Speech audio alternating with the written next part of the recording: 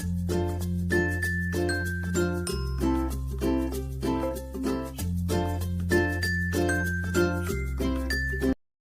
Everyone. Easy physics by N K channel पर आप सभी बच्चों का एक बार पुनः स्वागत है।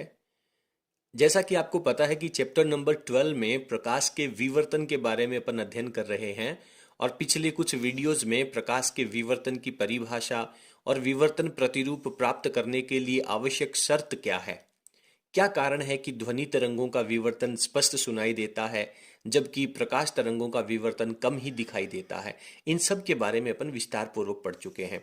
तो आज अपने को पढ़ना है कि विवर्तन है इसे कितने भागों में डिवाइड किया जा सकता है, कितने प्रकार से इसे डिवाइड किया गया है। तो यहाँ पर दो वैज्ञानिक हुए हैं। पहले वैज्ञानिक जिसके बारे में अपन चर्चा करने वाले हैं उनका नाम है फ्रेनल और नंबर 2 पे आएगा फ्रानहाफर। फ्रेनल ने अपना एक विशेष प्रकार का विवर्तन प्रतिरूप दिया जिसकी परिभाषा, इसका चित्र और इसकी जो प्रॉपर्टीज हैं, हर एक बात को आज अपन विस्तार पूर्वक पढ़ने वाले हैं। और विशेष रूप से इस टॉपिक में से बोर्ड परीक्षा में 1 नंबर का प्रश्न पूछा जाता है।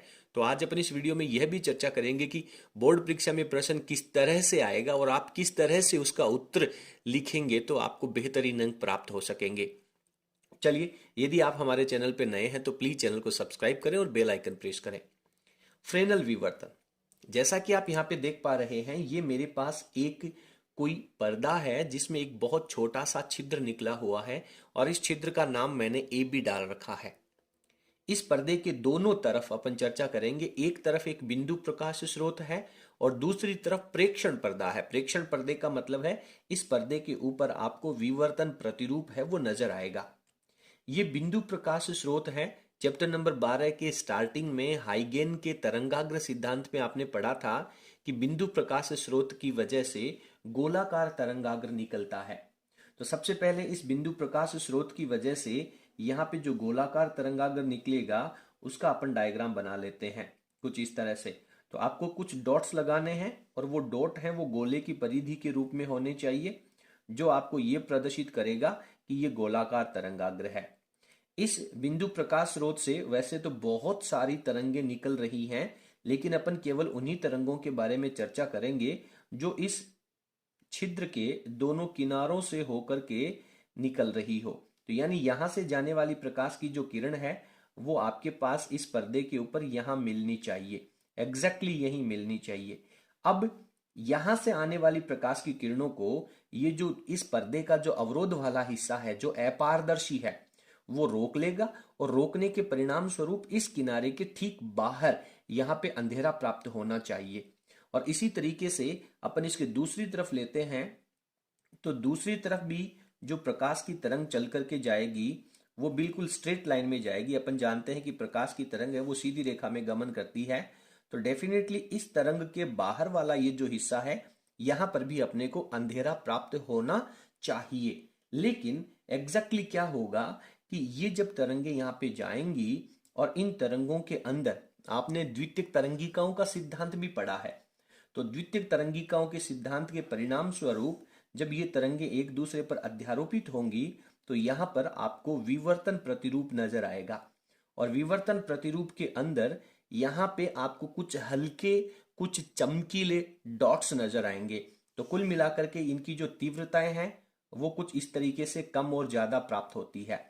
लेकिन सर एक बात तो क्लियर है कि डेफिनेटली इसके बाहर वाले हिस्से पर अंधेरा होना चाहिए और इसके बाहर वाले हिस्से पर भी अंधेरा होना चाहिए।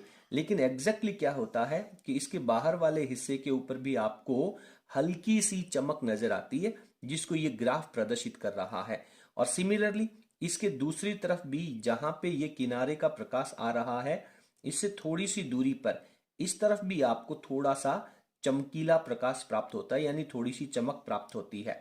तो ये इस प्रकाश के किनारे के बाहर यहां पे जो हल्का प्रकाश नजर आ रहा है वो प्रकाश के विवर्तन की घटना की वजह से है। तो इसके अंदर ये जो आपका द्वारक कह लीजिए या अवरोधक कह लीजिए, इसके दोनों तरफ प्रकाश स्रोत और ये जो प्रेक्षण पर्दा है वो सीमित दूरी पर होते हैं, निश्चित दूरी पर होते हैं। और इस प्रकार का जो विवर्तन प्रतिरूप प्राप्त होता है उसे अपन फ्रेनल विवर्तन कहते हैं। ठीक है। फ्रेनेल विवर्तन के अंदर बिंदु प्रकाश स्रोत की वजह से गोलीय तरंगाग्र या फिर यहाँ पे आप एक रेखीय प्रकाश स्रोत रख करके काम में ले सकते हैं। और अपन जानते हैं कि रेखीय प्रकाश स्रोत की वजह से बेलनाकार तरंगाग्र प्राप्त होते हैं। तो फ्रेनल विवर्तन की जो सबसे पहली परिभाषा में अपन लिखेंगे, उसमें लिखेंगे कि अवरोधक से प्रकाश स्रोत और प्रेक्षण पर्दे की जो दूरियां होती हैं वो सीमित होती हैं। इसके अंदर गोलीय तरंगाग्र या बेलनाकार तरंगाग्र का उपयोग किया जाता है। और दूसरा, आप लोग देख रहे हैं कि इस पूरे प्रयोग को देखने के लिए मैंने किसी प्रकार के लेंस की या दर्पण की या सूक्ष्मदर्शी की किसी भी प्रकार के उपकरण का सहारा नहीं लिया है। यानी फ्रेनल विवर्तन का जो रिजल्ट है या पूरा जो एक्सपेरिमेंट है वो बिना किसी अन्य सहायक उपकरण के आप कर सकते हैं। इंपॉर्टेंट बात यह रहेगी कि आप लोगों ने जब व्यतिकरण पढ़ा था, दैट टाइम आपने देखा था कि इसकी जो सेंट्रल फ्रिंज होती है, सेंटर वाला हिस्सा होता है वो चमकीला होता है। लेकिन सर यहां पर सेंटर वाला जो हिस्सा है वो चमकीला भी हो सकता है, और ये जो कम तीव्रता वाला हिस्सा अगर इसके सेंटर पे आ जाएगा तो अदीप्त फ्रिंज भी यहां पर प्राप्त हो सकती है। यानी कि फ्रेनल विवर्तन में ये बिल्कुल भी निश्चितता नहीं है कि इसका जो केंद्र वाला हिस्सा होगा वो आपका चमकीला यानी दीप्त होगा या अदीप्त प्राप्त होगा। क्लियर है। इसके अंदर इस अवरोधक से दोनों तरफ की जो दूरियां हैं, जो सीमित दूरियां आप लोगों ने ले रखी हैं, वो ज्यादा प्रभावी होती हैं। तो इन्हीं बिंदुओं को लिखते हुए अपन फ्रेनल विवर्तन की परिभाषा भी लिखेंगे। उसके बाद में अपन अगला टॉपिक फ्रॉनहाफर विवर्तन भी पढ़ेंगे। लेकिन बोर्ड परीक्षा में जो सबसे मुख्य प्रश्न पूछा जाता है वो फ्रेनल एंड फ्रॉनहाफर विवर्तन में डिफरेंस पूछा जाता है। तो एक एक करके मैं इसके सारे टॉपिक्स यहाँ पे क्लियर करते चलता हूँ। फिर अपन फ्रॉनहाफर विवर्तन को भी पढ़ लेंगे और फिर अंत में, वीडियो के अंत में, दोनों का तुलनात्मक अध्ययन भी करने वाले हैं। तो चलिए, सबसे पहले आप लोगों को इसका ये डायग्राम बनाना चाहिए। डायग्राम को समझते हुए तैयार करना है, रटने की आवश्यकता नहीं है। ठीक है। अब मैं इसकी सबसे पहले डेफिनेशन और इसकी जो प्रॉपर्टीज हैं, गुणधर्म हैं, जो अभी हम सब लोगों ने डिस्कस किया है, उनको यहां पे लिख लेते हैं। तो बहुत इजी शब्दों में अपन ने यहाँ पे इसकी परिभाषा लिखी है कि जब एक वर्णी, देखिए ये जो बिंदु प्रकाश स्रोत है वो एक वर्णी होना चाहिए। यदि यहाँ पे श्वेत प्रकाश स्रोत रखा जाएगा तो इसका जो विवर्तन प्रतिरूप यहाँ पे प्राप्त होगा वो कुछ डिफरेंट हो जाएगा, जिसकी चर्चा अपन इस टॉपिक के एंड में करेंगे। तो जब एक वर्णी बिंदु प्रकाश स्रोत, यहाँ पे मैंने केवल बिंदु प्रकाश स्रोत लिया है, यहाँ पर रेखीय प्रकाश स्रोत भी हो सकता है, ये हार्ड एंड फास्ट कंडीशन नहीं है। ठीक है।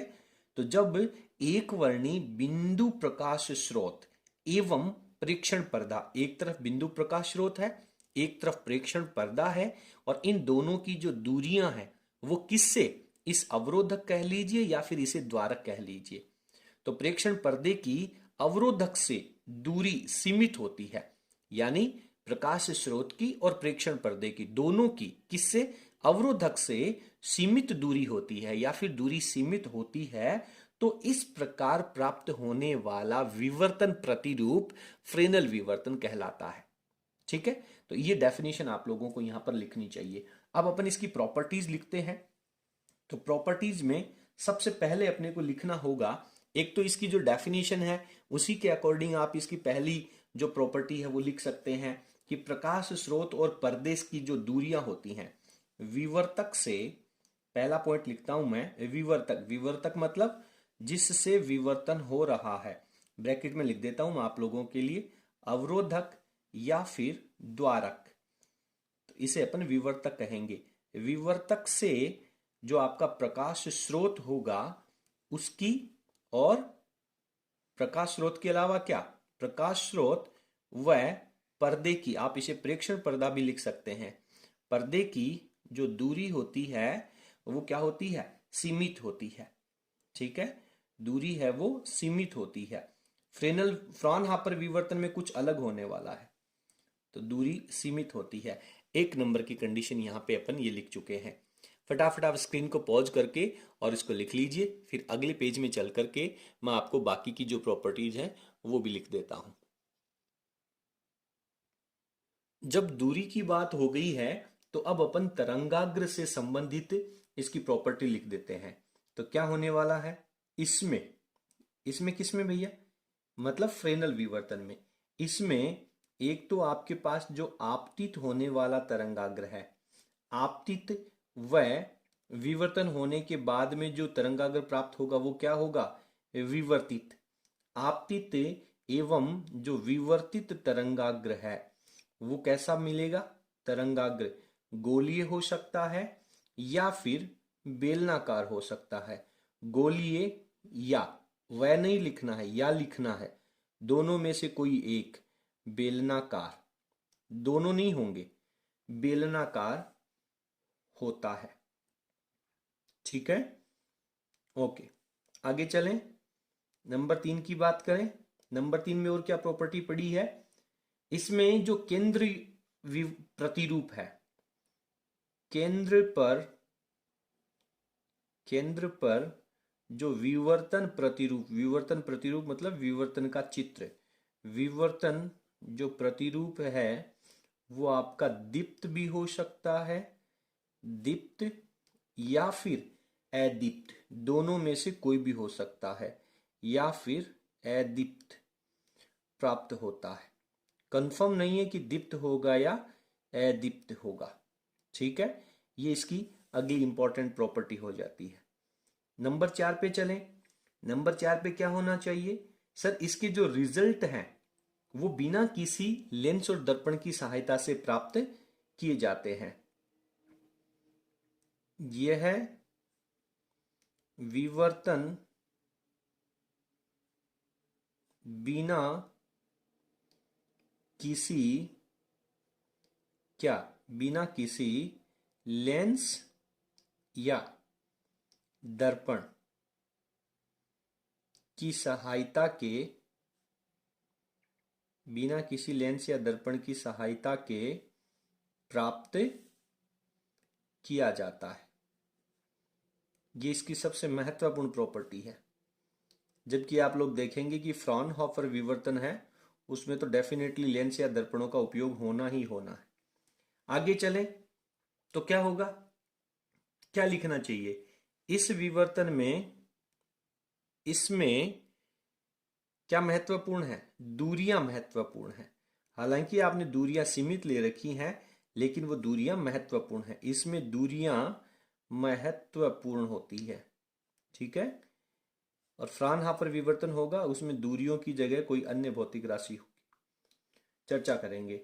तो उम्मीद करता हूं कि आप लोगों को जो फ्रेनल विवर्तन है वो बहुत अच्छे तरीके से समझ में आ गया होगा। आपको इसकी ये जो पांचों प्रॉपर्टी है वो याद करनी है और समझनी है। ठीक है, आप स्क्रीन को पॉज करके ये प्रॉपर्टीज लिख लीजिए। अब अपन आगे फ्राउनहोफर विवर्तन, जो विवर्तन का दूसरा प्रकार है, उसमें चलते हैं। तो यहां पर अपन विवर्तन का जो दूसरा रूप है जिसे अपन फ्रॉनहोफर विवर्तन कहते हैं, क्योंकि इस विवर्तन प्रतिरूप को फ्रॉनहोफर वैज्ञानिक ने प्राप्त किया था, उसी के नाम के ऊपर इसे रख दिया गया है। तो इसके अंदर भी बेटा अपन क्या करेंगे, वही दो आपके पास कोई एक अवरोधक या द्वारक होगा। यहाँ पे मैंने द्वारक ले रखा जिसका नाम अपन ने ए बी रख दिया है, और इससे बहुत अधिक दूरी पर या फिर अनंत दूरी पर कह सकते हैं, या असीमित दूरी पर एक तरफ अपने को प्रेक्षण पर्दा रखना है। यहां पे मैं लिख देता हूं प्रेक्षण पर्दा। ठीक है, और इसके एक तरफ आपको एक बिंदु प्रकाश स्रोत लेना है। सर जब बिंदु प्रकाश स्रोत यहां पे ले रहे हैं और बिंदु प्रकाश स्रोत ही अपन ने फ्रेनल में लिया था, तो फिर क्या डिफरेंस हो गया। एक्चुअली इस बिंदु प्रकाश स्रोत की वजह से आपको यहां पर एक गोलीय तरंगाग्र नजर आएगा, लेकिन आप लोग इसे गोलीय तरंगाग्र को यूज नहीं करेंगे।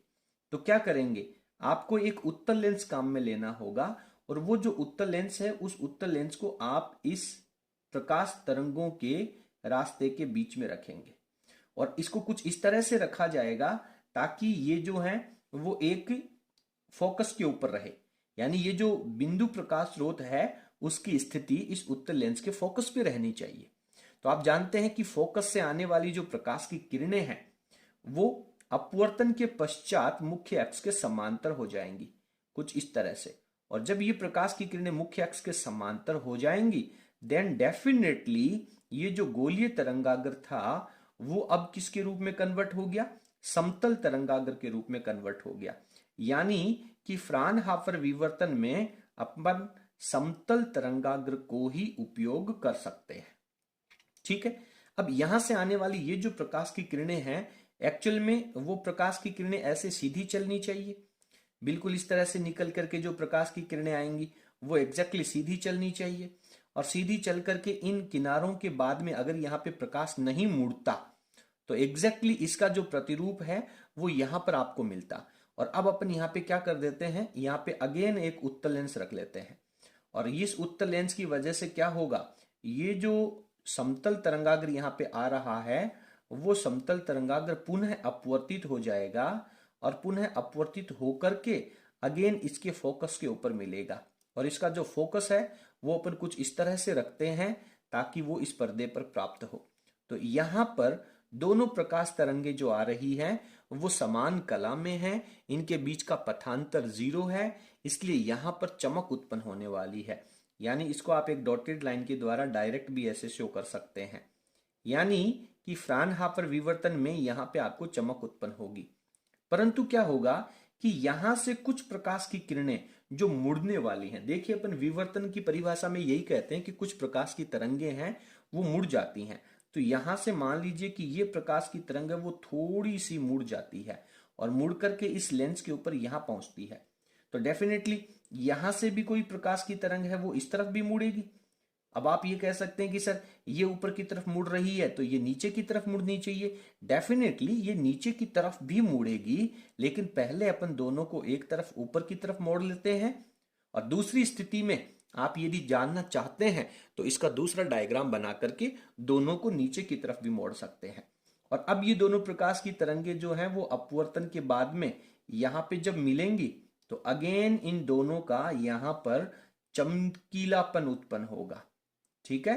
तो यहां पर आप लोगों के पास जो इसका विवर्तन प्रतिरूप है वो कुछ इस तरह से मिलेगा कि इसका जो सेंटर वाला हिस्सा है, बेटा ध्यान से पढ़ना, ये जो डिफरेंस है ये पॉइंट यहां भी मिल सकता है, यहां भी मिल सकता है और आगे भी मिल सकता है।